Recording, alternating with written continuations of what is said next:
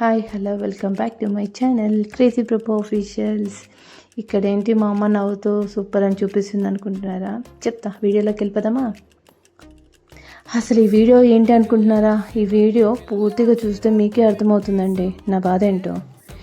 Night మా ఇంట్లో gas అయిపోయింది.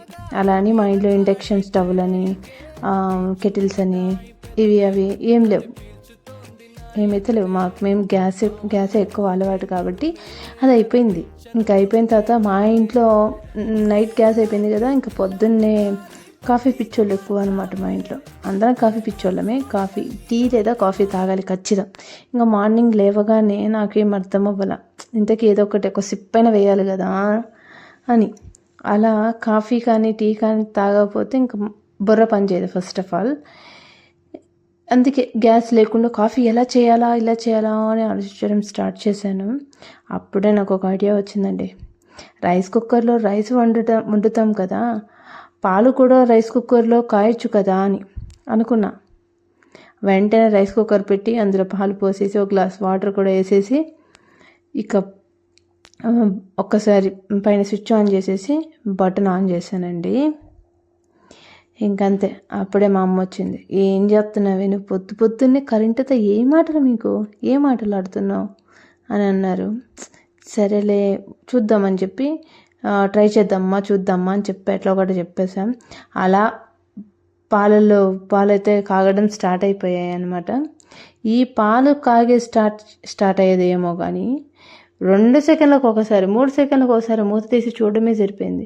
అంటే ఆ పాలు ఉంటాయా, కాగుతాయా, లేకపోతే అడుగంటిపోయిద్దా, లేదా మాడిపోతాయా, అసలు పాలు పొంగొస్తాయా రావా, ఇలా నా బుర్రలో ఒక 30-40 క్వశ్చన్స్ అయితే వెంట వెంటనే వచ్చేసాయి అనమాట.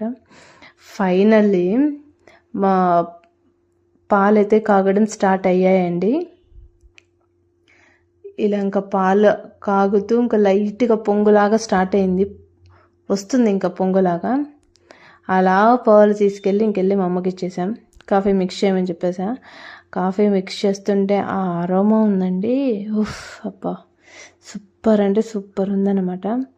సరేలే ఇంకా అయిపోయింది కదని ఒక సిప్పు తాగగానే అమ్మయ్యా అనిపించేసిందండి. మొత్తానికి కాఫీ అయితే సక్సెస్ఫుల్గా అయితే తాగేసామనే హ్యాపీ వచ్చేసింది ఫస్ట్ సిప్పుకే. ఇప్పుడు మా అమ్మ ఏమంటారో చూద్దాం అనుకున్నా. మా అమ్మ ఏమంటారు అనుకున్నారు? వీడియో ఎండింగ్ వరకు చూడండి. పోనీలే, గ్యాస్ అయిపోయినా కూడా సరే, కాఫీ అయితే సక్సెస్ఫుల్గా కంప్లీట్ అయితే అయింది. మీరు ఇలా ఎప్పుడైనా ట్రై చేశారా? ట్రై చేస్తే చెప్పండి ఒకసారి. ఇంకెలా పొంగొచ్చేసింది.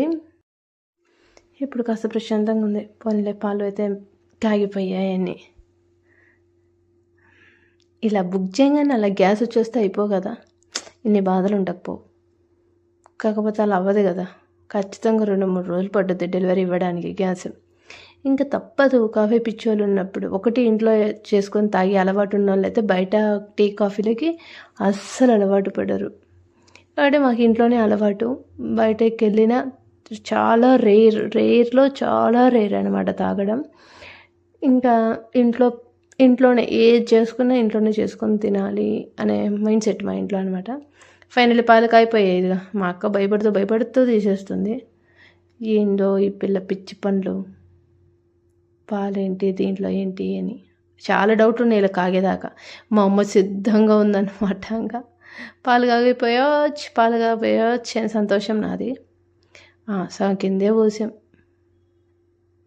అవి మనకి అనమాట, హార్లిక్స్ పక్కకి.